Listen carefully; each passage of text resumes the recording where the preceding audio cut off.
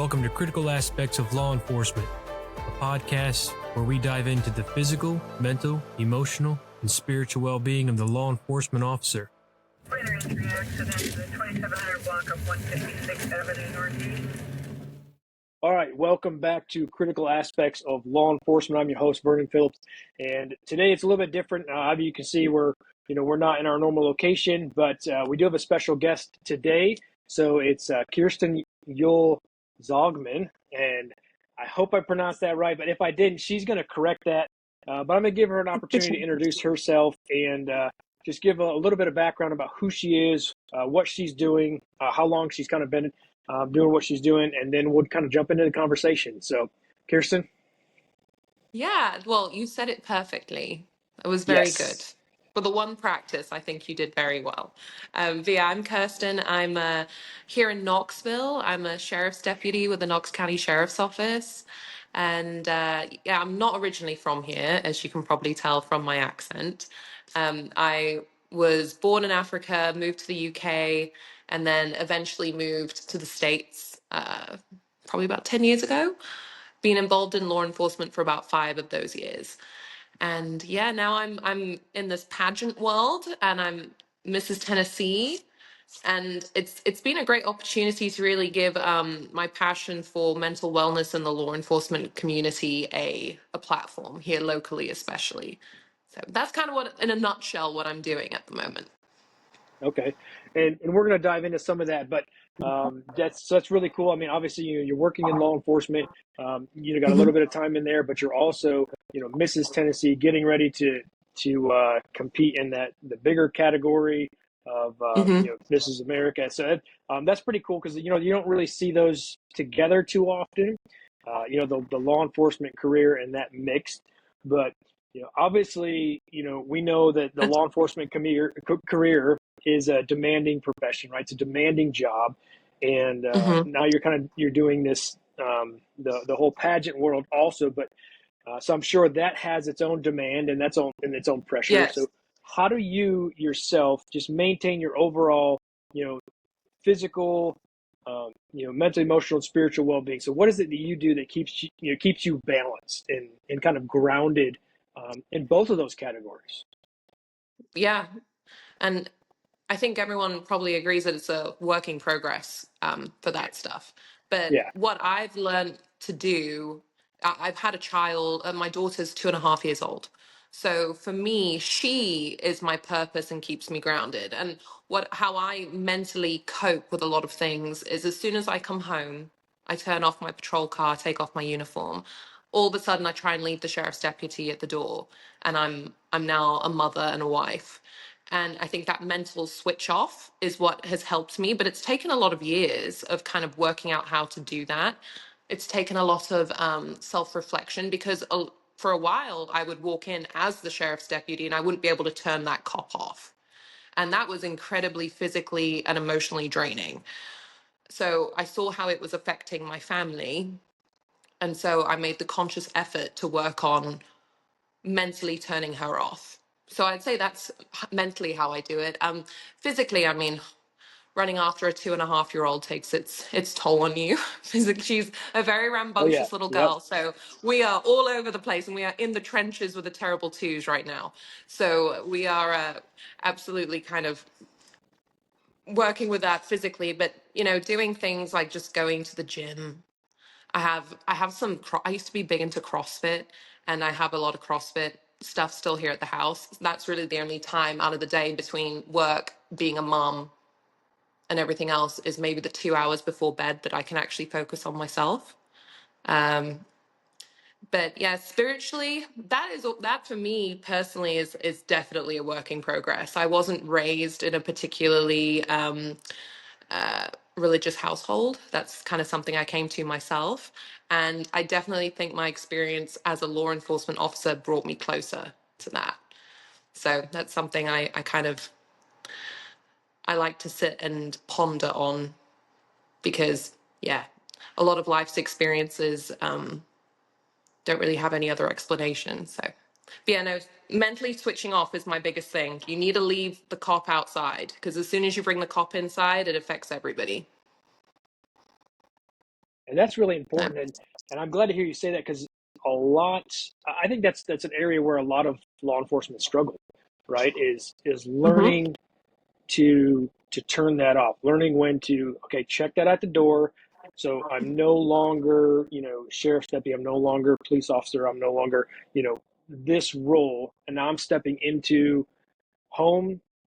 This is where I transition into, mom, dad, husband, wife, son, daughter, whatever that may be currently for you. And it's like, I think that so many struggle with that, and they don't really get it until, you know, 5, 10, 15, maybe even later in their career, when it's had mhm, that adverse effect on the family. And you kind of start to see that, that chipping away at that support network. And so I think it's important, and I'm glad to hear you say that you had to learn to turn that off, right? Turn off deputy, and then, really transition back into that, wife mode, mom mode. Because when you bring that home, and that you bring all that stuff that you deal with, then mhm, you subject your family to it. Um, mhm. it's just, then they're like, well, what did I do, Yeah, right? What? yeah, exactly.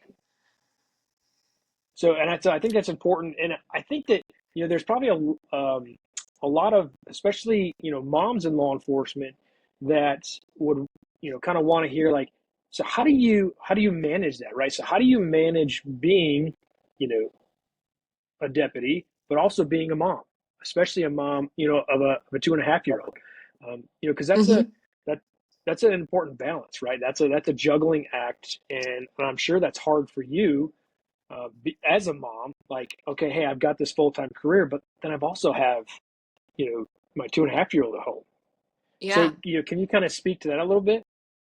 yeah, for sure. And what I've noticed is, just kind of going back to switching the cop off, before that, is I have to really watch my tone, because I think as a law enforcement, especially on patrol, you have that officer presence, right? So that officer presence does not work when you're talking to your husband or your child, because it's creating tension. And as you say, like 10, 15 years is when people maybe start realizing that they can't engage with their family like that. And by that time, I mean, some Yeah, officers are on their second marriage, third marriage, because they've had a complete breakdown in communication, because they can't be the husband or the wife anymore. They're just constantly the officer.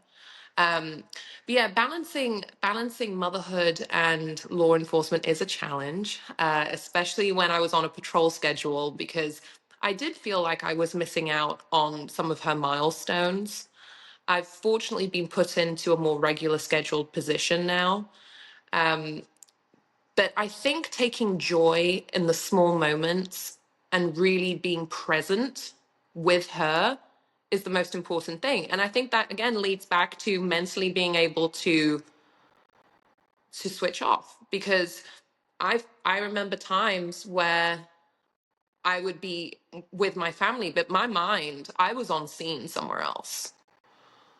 So being present and appreciating the people around you and the small details is incredibly important if you're going to be a parent and be an officer. I don't want to be one of those parents who, the kid of the officer goes off the rails because mom was never home. Mom never spotted the signs of issues because she was too involved in helping everybody else. That's like my worst nightmare. So being present, making time. We all want to do side jobs. We all want to, always working, always trying to get more money, because law enforcement is law enforcement. We don't make a huge amount. So we're always working side jobs. We're always looking for those extra shifts, extra training, all this. But the family suffers if you don't put the family at the center of everything you do. So, yeah. yeah, absolutely. And I think that's important to, for others to hear, that is to making sure you have that balance. Hmm. Because I think so many times in this profession, that gets out of skew, right? That gets out of kilter, and that whole balance is just, it's off, right? So it ends up being tilted and just wobbly. But when you intentionally put that back in, and you're trying to, okay, hey, look, yes, this is my profession, right? This is what I'm doing, but this is not my main purpose, right? My main purpose Mhm. is my family. My main purpose is being that spouse to my husband, being a mom, and making Mhm. sure that you're celebrating those little times, like you said, and taking advantage of those moments and being present and consciously switching that off. Now, I mean, that can be hard. Like you said, Mhm. that's hard because like, hey, I'm here, I'm present, but my mind is somewhere else. Yeah. And it's one of those things where you have to really kind of condition yourself to make sure that you're making those conscious decisions to step out of that role and make sure that you're doing your primary role, because regardless of how invested you are in your career, right? If you have children, if Mhm. you have a family at home, that's got to be where your primary influence is, and where your primary all your energy and your time is going, because a lot of times you come home and they're getting what's left.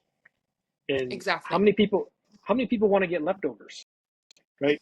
I mean, Yeah, not the uh, yeah.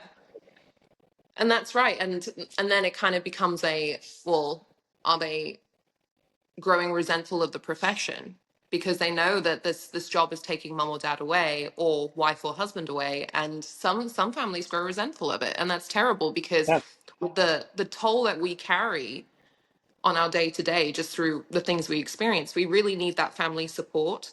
So but we need to provide for them. We need to be able to pour into them as much as they pour into us. So I yeah, think it's and a very valid point. yeah, and the thing is, I think that's one of the first support network that most law enforcement tend to kind of disregard. And um, and I used this earlier because I taught a portion on stress here, kind of where I'm at this week at this conference, and I probably upset a lot of people.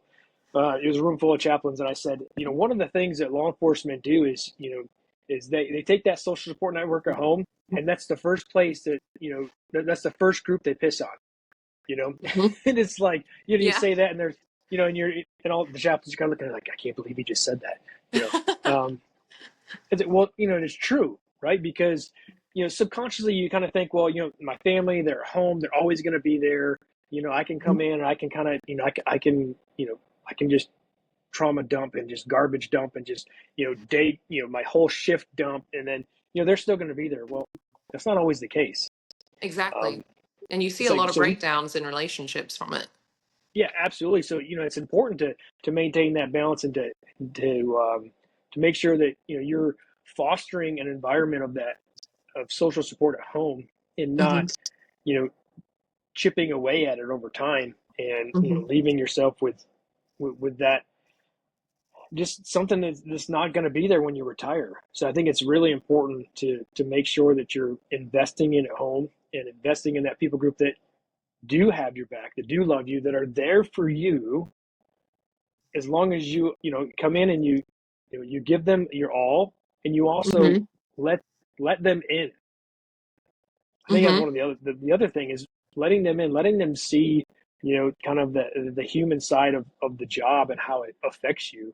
You don't have to share all the, the darkness and the raw details, but they just want to know. Like, they just want to know. They want to be involved. They want to be included. They want to know how you're doing. And a lot of times, you come home and you shut down. You're isolated, and Hmm. your family's like, "Well, what did I do? What did I Yeah. do to close you off, to throw up this wall so you don't want to talk to me anymore?" And so I think it's vital that I think it's great that you're intentionally making sure that you're making those investments, right? You're taking the time to kind of make those investments, whether they're little or big at a time, so that you know you've got a nice social support network there when you retire. Yeah, exactly. Because you're absolutely right. When you do that retirement walk, that's it. You're not going to be able to go back and put your old call sign on again and everything else. Like it's done, and the department moves Yeah, on. Um, but yeah, I think a lot of officers, in my experience, it's like, well, no one will understand what we do. That's why we have to all, we can only be friends with other officers. We can only, because no one gets what we do. Right. And I think we're a little guilty of that, and not sharing our experience with people who aren't in a first responding role. And it does absolutely alienate people, and especially families. On the other side of it, you have to be careful not to give your family like secondary trauma and give the super grisly details of everything that you've Yeah. just seen. But yeah, you need to absolutely involve them because we're gone for long periods of time. And I don't want to, and I'm sure this is true for a lot of us, I don't want to become a person my family doesn't recognize. And I've definitely noticed there's been a few issues like that. Like my patience has definitely got a lot less. So yeah, it's important to involve them. Don't traumatize them, but make sure they Yeah. feel included. Yeah. Absolutely. Mhm. So, as we kind of move on in our discussion, because we could probably just spend the whole time, just talking about like that family dynamic and the importance of that, and Mhm. that's important and that's huge, and obviously that's an important component of your life. But when we look at the career, um, Mhm. this time that you've spent so far, what are three of the most significant things that you've learned? It's a really good question. Complexity of the individual is something I've definitely learned because we roll up on scene and we have a set of facts presented to us. We don't know what has happened to that person in the last year, 5, 10 years of their life. I've learned that you can't always judge a book by their cover because the individual is so dynamic. So those people that I come into contact with, I try and take in a big picture of who they are, and that can help me as an officer better serve them to understand all aspects of who they are. I'm obviously not going to get all aspects of who they are in a 5-minute interaction, but I can maybe gather a little bit more information about who they are. So not judging people by the initial interaction is definitely something I've learned, because someone who is high on drugs, agitated, causing an issue, little did I know, like a week before they were an abuse victim or whatever else. Like, so there's a lot of complexities to every individual that we come into contact with. Another thing I would say I've learned is to cut myself some grace. We're all people. We're all human. We're going to make mistakes. We need to give ourselves a bit of a break. Like, we want to go out there and we want to be super cop. Ultimately, this profession is a learning experience every day. So cutting yourself a bit of grace and asking questions, definitely something I've learned. And then finally, I've learned that you're a lot more capable than you think you are, because we're put into high stress situations, and then again we come home and we're family.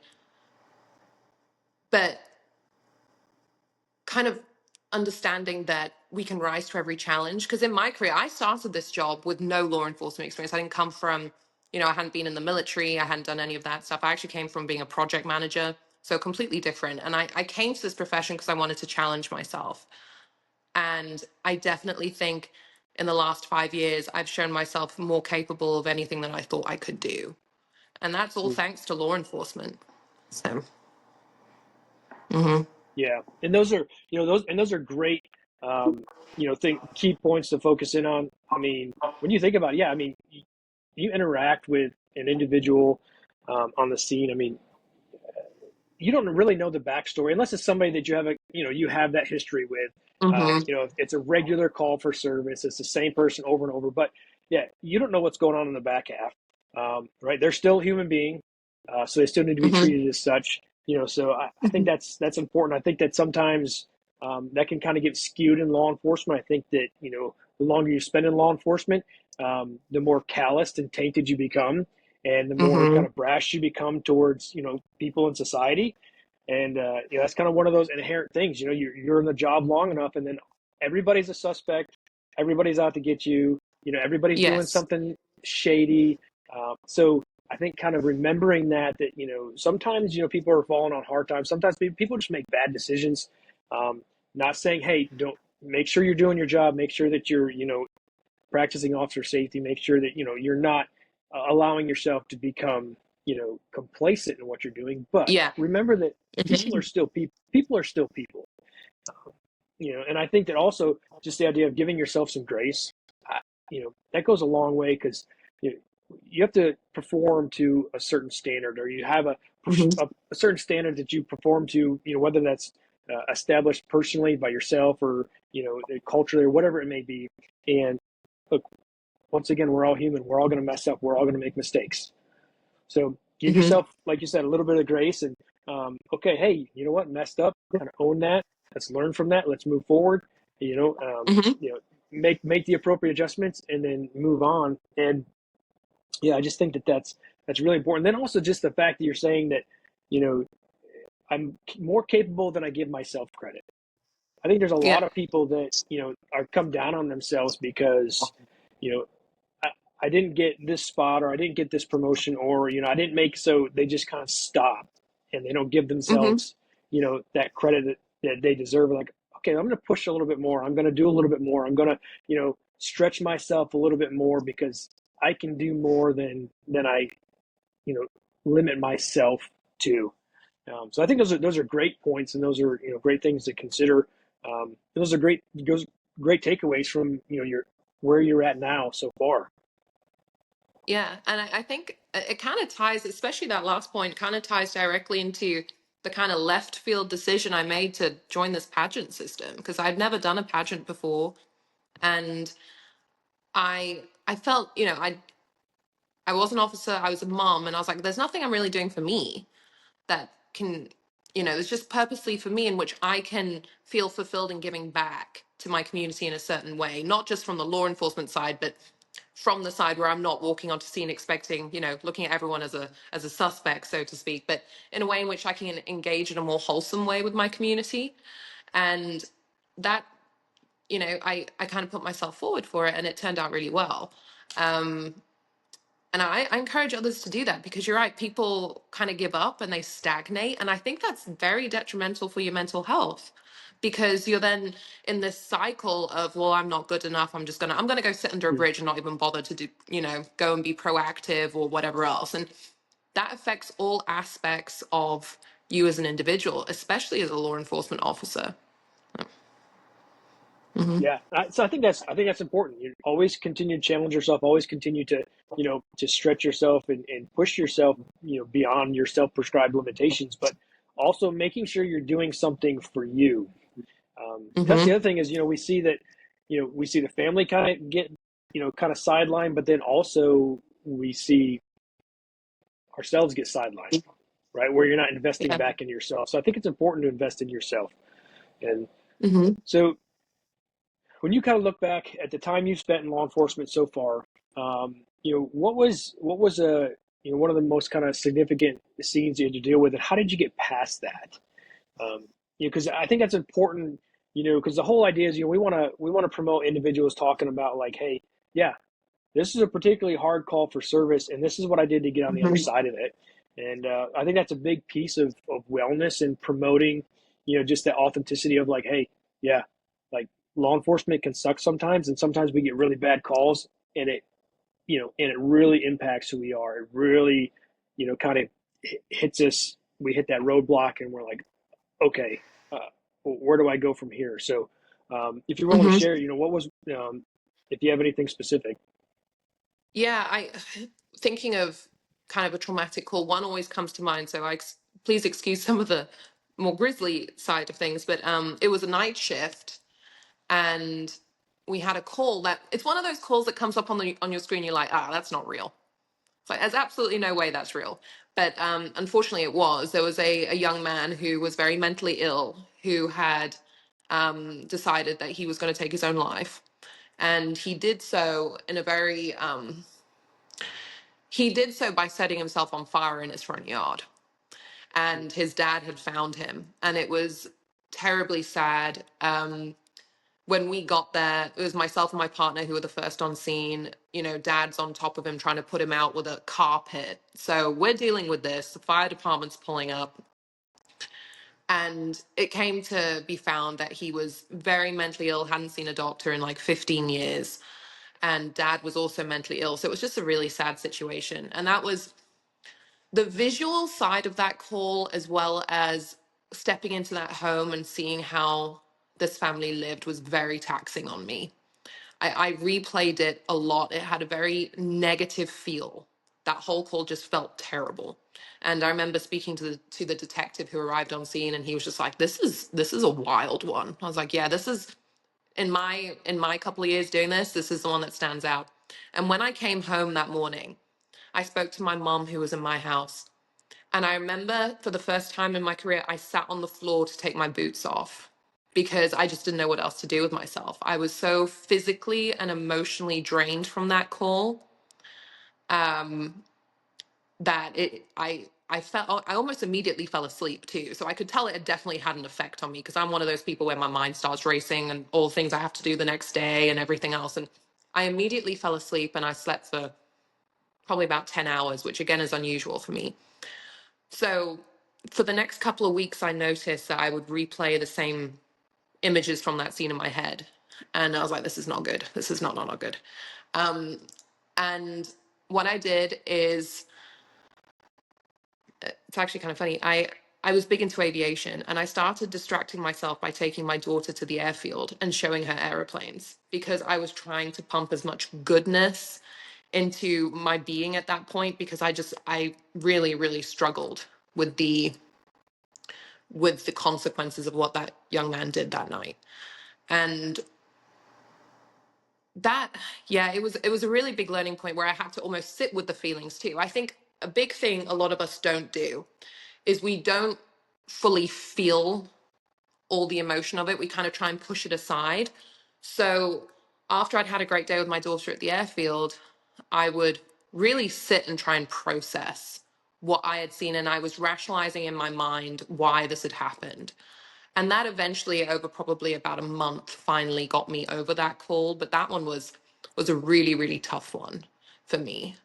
And that's what I would encourage someone else to do, is you need to sit and feel it, because if you don't, it's going to be like the straw that breaks the camel's back. I don't know if you've ever heard that phrase, but it's like those small little things that just keep piling up because you haven't addressed them. Because now I can easily talk about that call. I can talk about that call in more detail, and it doesn't bother me, but it bothered me for a long time. So yeah, you need to process it, and you need to find some distractions that are going to put some joy back in your life as well.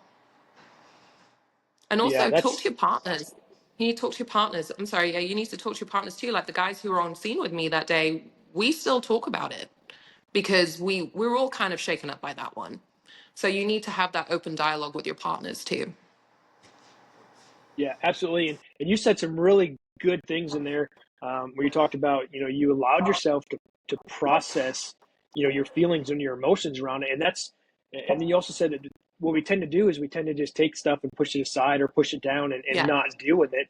And then what happens is, Hmm. you had that cumulative buildup until eventually it's going to manifest, right? It's all of that stuff you push down is going to come back out in some form or another. So, by you dealing with it and actually processing it, you took the emotion out of it, right? You emotionally exhausted it, Hmm. and so, and that's actually, a good technique where you you take out all of the emotion and you get to the point where it's like, okay, hey, I processed this and now I can actually talk about it, because you spent the time actually making sure you took that emotional fuse out. But when you don't do that, you just take it and you just kind of take that very live, active, bomb that's just eventually is going to detonate, and you just put it off to the Hmm. side. Yeah. But when you take that time, and the other thing you did was, you reinforced it with, something positive, right? So going to Hmm. the aviation field and watching the planes and everything, and then processing it. It was almost a little bit like, stress inoculation. You're removing and exhausting the emotions around that, and it gave you the ability to then, move forward and process beyond that. And I think that's a lot of times what does not happen. Um, we just take it, push it down, and it just festers, right? And it just continues to Hmm. just, ferment and sour, and it just over time it gets worse. And from the outside, maybe everything looks great, but on the inside, things are just decaying and just, worsening over time. And then Hmm. also, talking it out, talking with, your partners and things, that's also a huge thing. Making sure, like, Hmm. hey, can we all agree that was that that call sucked? Can we all agree that, that was Yes. messed up? Like, Yeah. and then everybody like, yes, absolutely. Mm-hmm. And then you're not alone, right? Then you're not isolated. You're not dealing with what you think, oh man, I'm the only one doing this because nobody else is saying anything. So, Yeah. Yeah, so that exactly. was, And that was awesome to hear that. So, yeah, no, and it was that was a learning experience because I hadn't really sat with the emotions of a call before. I'd kind of always pushed them back, like you say. And I found that during my time when I was sitting with the emotions of that call, emotions from other calls would come up too that I'd kind of just ignored and put back. And so I knew it was healing because I was pretty upset about a lot of things that I had witnessed and been through, but all of a sudden I was at peace with it all. So I wasn't upset anymore. I mean, I'm upset for the families, but I'm not personally holding on to it anymore. yeah. So to kind of like take a different direction, Hmm. obviously, we can talk about all these, traumatic calls and things like that. But Hmm. what is one of the funniest or most awkward calls that you've dealt with? I So, think I this is actually an agency I worked at before the sheriff's office, but I had I had one call that I feel like every officer hopes happens. But we had a young lady who worked at a gentleman's club who had taken some bad LSD, and she decided that she was going to go to a bar next door and get on the bar and remove her clothing and throw glasses at the patrons. So obviously every young man on my shift was en route to that call because I mean, never are you ever going to get a call like that again. So that one was hilarious. I think obviously they called for a female, but it was classic. I was like, is this real? Can we write this one down as we witnessed this? Because normally it's not the people that you want to see without clothes on.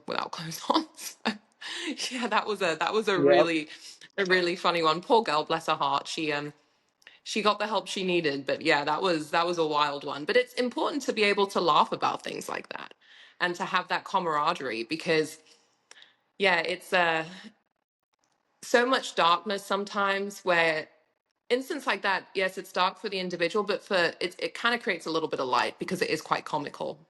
So it's yeah, it's important to have that balance. It always goes back to balance, and it always goes back to making sure you're in tune with who you are. yeah, absolutely.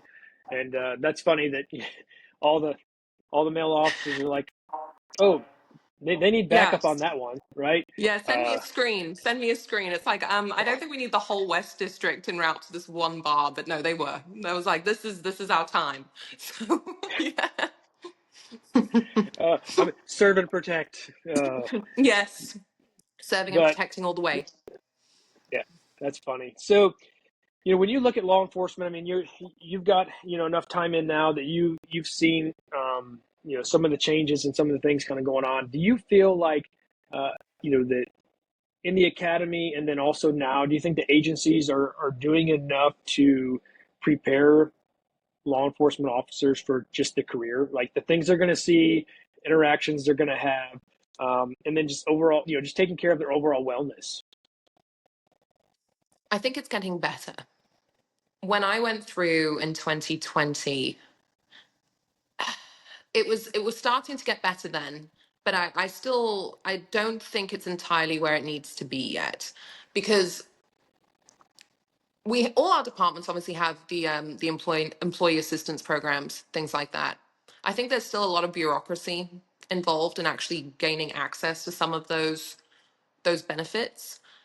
Yeah, But in the academy itself, there's only so much you can teach someone or prepare them for with a PowerPoint presentation. It's going to be real life experience when you're going through the FTO program, and honestly, probably beyond, because all of a sudden, when you're on your own and you haven't got your FTO or your trainer to look at, that's when you're going to really have to process a lot of the crap that you see. So I think departments are getting better. I think they're trying harder with providing things like, I don't know a department now that doesn't really have a gym or membership at least to a gym included in a benefits package. So things like that, they're getting better with, but I still think there's a lot of red tape we need to cut through in terms of getting officers access to immediate counseling, because that's something Yeah. I've noticed, and that why I'm very vocal about this in the pageant system, because I want people to know about it. When an officer goes through a traumatic experience and they say, first of all, getting them to go, yes, I need help is hard enough. But if someone does, it's a week, 2 weeks, 3 weeks before they can actually get in front of someone that they can talk to. And so the Take My Hand Foundation that I'm working with, the whole goal is to make sure an officer can get in front of a counselor or a therapist within 24 to 48 hours after saying, please help me. So Absolutely. That's important. it's important, but needs more. Yeah, it needs Yeah. more work for sure. Yeah. And I think that, like you said, agencies are doing better, departments are doing better. And like you Mm, said, there's only so much onboarding you can do in the academy or, in the mini academies at different agencies. But I think, a lot of agencies have EAP. Right, wrong, or indifferent. Everybody has their own feelings about EAP programs, but I think something important is making sure that those resources are vetted, that you're able to connect officers, employees with somebody who understands the job, understands the profession, and that they can mm-hmm. get to in a reasonable amount of time, right? So somebody in crisis and they go through EAP and the EAP comes back and they're like, okay, it's going to be 30 days before we can get you on somebody. That does not Right. help a person in crisis, right? So No, that's no. that's a big thing, and that's important. I mean, that's one of the things that we do through the nonprofit with Critical Aspects, which is the podcast is an extension of that. Is we try to make sure that we get individuals who are needing help or wanting help, whether they're going outside of insurance or they're trying to get established with a first responder therapist, is that we get them in contact with them, in a reasonable amount of time, right? Within Yeah. that time period, that for one, they're not going to change their mind, right? And then Mm-hmm. and dip out or kind of get the oh, I'm good, I'm good, I'm good. No, I was just kind of in my feelings, but no, like, hey, Yes. all right, here is somebody we work with. Here is their number. Call them. I'm going to reach out and say, hey, so and so is calling, and we're going to step in and we're going to cover X amount of visits for you if it's somebody who is fee based, because a lot of, and I want to say this lightly, but also, like, there's a lot of good first responder therapists who understand the frustrations of insurance and just the hagglings of that, and just a lot of the stuff behind that. So they're fee based only, right? Only Yeah. because then they don't have to deal with the stupid stuff that insurance makes you go through. And like, hey, you know because there's a lot of stuff, and I don't want to kind of get off on a tangent, chase that rabbit. But so sometimes that can be a roadblock where it's like, okay, well, it's going to cost X amount of dollars. Okay, well, if we can step in and say, hey, we're going to cover X amount of sessions, and we get them in contact with that person right away, then they go in and they see the importance of it, and then they get that buy-in, and then they're like, okay, Mm-hmm. this does work. This person is legit. They understand. They know. So we've got a couple of therapists that we work with, that we refer people out to, and that just are absolutely jam up. And I think that is one thing that agencies, anybody who runs a wellness program or deals with EAP, they need to vet the people on the other side, because Yeah. just because it's a resource that's there doesn't mean that you're getting the best resource for your employees, for your people, that are going to get them the Mm-hmm. help and the necessary resources they need. So I'm glad that Mm-hmm. you did bring that up. Yeah, because you really, that officer who who's asking for help, you have him or her really for one session, that one session that to grab them in to start helping them. So you're right, if you have someone who's not really jiving and not really kind of working with the culture of law enforcement and how we operate, you're going to lose that audience immediately. Yep. And that's a complete shame, and it can have absolutely devastating effects. So, and I think also, just as partners and officers, we need to also check in on each other. I don't think we do that enough either. I think we need to start paying attention to our guys and girls and be like, they're kind of acting a little strange or they're withdrawn or whatever else. And I think that's also important because we get so, especially in today's world, everyone's on their phone, everyone's not engaging, and we're missing signs. We're missing signs about someone who potentially is about to be in crisis. And we should know each other well enough and be good partners to where we're actively taking an interest in every single person working in our department like that. Yeah, absolutely. Mm-hmm. So you brought up, like the whole pageant system, and Yeah. we kind of got a little bit of a look a little while ago when you said that you want to do something for yourself and to challenge yourself. So Mm-hmm. kind of how did you kind of get into that realm, and like what does that look like? And obviously you said that one of your biggest things that not necessarily your soapbox, but kind of your platform in there is the officer wellness, right? Mm-hmm. And the importance of that. So kind of speak to that a little bit. Yeah. So first pageant ever. I didn't ever expect to get involved in this world. I'm not that kind of girl. And I kind of rocked up, not thinking I wasn't going to win, but I didn't expect to. So when I did, I was like, oh, this is, my message is resonating, especially because how the pageant works is you have a set of judges that you interview with first. And so pageantry is changing in the fact that it's very much emphasizing your charitable works versus just looking good on stage. So that interview was very important, and I think the message I had really resonated with the judges, because when you talk about first responder mental health to someone who's not in a first responding role, you can tie it all together with the fact that if you have a healthy first responding community, you have a healthy community, period. Because those are the people that are going to come and basically be there on your worst day. So if your first responders are not mentally well, that's a no-go. But yeah, I have an opportunity now to really push this foundation that I'm working with.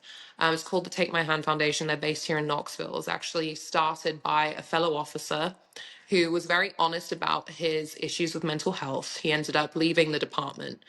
And he recognized, like we just spoke about, the need for immediate action if one of us come forward to say, I need to talk to someone.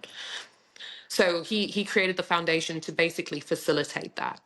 And it's been doing really well. We've had a lot of interest, people actually reaching out, which every time an officer reaches out, I think that's, just for one officer to reach out is a win for us, Yeah. because I would hate for anyone to feel like they couldn't talk. And I think we also kind of officer to officer, we need to maybe not be like, hey dude, are you like thinking of hurting yourself? But we need to be like, do you want to just talk? Because a lot of people are not going to respond well to, no, I don't want to hurt myself. What are you talking about? They respond better to, hey, let's have a conversation about where you're at. Like, I can see something's wrong. And that is something I want people to take note of. Just ask someone to talk with you if you can see it. So, but yeah, no, the pageant's super cool. It's I've got nationals here in about a month, and if I win, I really want to start pushing it further into policy about how quickly we need to react to something like this. That's really what I want to do. And also, the pageant itself has a national platform that we have to support, which for me is a good one. It's called Victoria's Voice. It's all about overdose prevention. So it kind of ties hand in hand, though, with what I just mentioned, where healthy first responders mean a healthier community. We can respond more effectively to overdoses, to preventing overdoses, if we really focus on our first responders. Mm-hmm. Yeah. So obviously, I mean, so being a deputy and then also, being Mrs. Tennessee, how does that, do you get any kind of like, like backlash from that? Like, how does that, I guess, does anybody kind of give you a hard time? Like, is it kind of razz you about it? Yeah, I mean, sure. Honestly, being a female in this profession kind of comes with that territory anyway, and I don't think Yep. that's necessarily a bad thing. And it's always been, if you spoke to any of the guys I know, they would say this is consistent with me. If you're a female in this job, I expect you to pull just as much weight, if not more, than the guys, because you don't have a right to be here just because you're a woman. Like, you've got to, if I'm having the worst day of my life and I'm calling for help, I expect the responding officer to be just as capable as the next. So I feel women do get a little bit of a tough rap sometimes.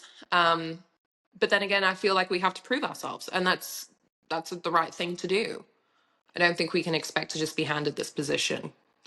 I do think being a female in this job does give me some skill sets that maybe the guys aren't as honed in on. For instance, being able to talk to someone on scene in a way that's not just the officer, but being able to empathize and connect with someone. I think as a female, we can do that a bit easier, and people are more receptive to it. So that can help in like any kind of de-escalation or anything like that. But no, in terms of actually being Mrs. Tennessee, I haven't had too much issue with it. Obviously, there's the little quips around the department that, oh, she's Mrs. Tennessee now, she's outgrowing us and everything else. But no, I'll always be a patrolman. So, yeah. So what about in the community? Like, anybody recognize you from that and they're like, oh, hey, you're Mrs. Tennessee? Yeah. So I don't, Knox County Sheriff's Office, we're actually live on Patrol Live on Friday and Saturday nights on Reels and on Peacock. So it's kind of like what Live PD used to be. So we have a camera crew riding with us, and they often ride with me. And so I would say I get more recognition from that, because I didn't realize how popular that show was. But it's a really great opportunity to showcase the good work that we're doing, and also the more, how do I say this right? It's a way in which we interact with our community that is, caring, no nonsense. We're here to get a job done, and it really highlights the department in a very good way. So I'd say I'm more recognized from that. And then they're like, oh, and she's Mrs. Tennessee. So it's kind of a double whammy for me with that. Yeah. Yeah. So, what is some, as we kind of start to wind things up here, what is, Mhm. what is some advice that you give to those just starting out in the profession? Like, hey, just making decision to, go through the academy, and then actually those just starting out with whatever agency department they're with. I would say if you are just starting out in law enforcement, maintain your humility, because you're not going to know everything. The academy is definitely not going to set you up for every single scenario you're going to come into contact with. Be a good steward of maintaining the ability to learn. Because the day you come into the department and you go, I know everything, I'm good, I don't need to listen to this, is the day you need to hang all your crap up, because you're not safe anymore. So I would say to someone, maintain your humility. Also, try and see the good, because you're going to have hard days. Lean on your brothers and sisters, because they will be there for you if you ask them to be. But keep training, keep your humility, and you'll be fine. We're able in the state of Tennessee to become a law enforcement officer at the age of 21. And I think as a 21-year-old, that's, it's quite a lot of responsibility. And a Yeah. lot of people are not fully, you've got some arrogant personalities, you have personalities that maybe are a bit immature. So being emotionally mature enough to say, yeah, I still need to look in the mirror every day and ask myself, am I doing this for the right reason? Am I listening? Am I learning? That's going to be one of the biggest benefits to someone entering into this job. It could potentially save your life. Yeah, and I think those are great things to kind of instill and to push out there, especially the concept of humility, which doesn't get thrown around a lot in the law enforcement realm. Mm-hmm. This idea of being humble, of being, of having that humility, because that's just not something that over the course of law enforcement has been, really brought to the forefront, or even encouraged. Like, hey, it's always that, hey, be confident, and you need to be confident, right? You need to be confident in your abilities and Mm-hmm. who you are as an individual, but you don't need to be a jack, right? You don't need to Mm-hmm. be a jackwagon. You don't need to. You can have some humility. Like you said, you don't know everything, and even once you've been on the job, for a number of years, there's still new things you can learn, right? So always Mm-hmm. maintaining that humility and being teachable, I think that's a big thing, and I think that that's a word that doesn't get thrown around a lot in this Hmm. realm, for sure. Yeah. No, and it's very important. And I think a lot of people maybe come to realize that when they have a bad day at the office. They're like, oh, okay, I probably could have handled that better or whatever else. And it's kind of like a kick in the backside. But Yeah, yeah, if you can start out with that attitude of I'm here to do a job, but I'm also here to learn, you should be all right. yeah. And then lastly, before we wrap up, you kind of touched a little bit on it in the beginning part, but as you kind of look at where you're at now, with being, in law enforcement and being Mrs. Tennessee and kind of entering the pageant world and that realm, how much has your faith played a part in that? I would say quite a large part because it kind of goes back to one of the first discussions we had, which was I didn't realize I was this capable of the challenges I'd set forth to conquer. And having belief that the way that I am is for a purpose and not trying to be someone else. And I was created this way for a reason, um, has definitely been a big source of motivation and comfort for me. It's something that I still, I battle with sometimes on days when I'm not having a good day and I question a lot of things, but kind of taking it back to prayer and then also not being too hard on yourself for the things you don't have because you have gifts that a lot of people don't see. So that's kind of how I've seen it for myself.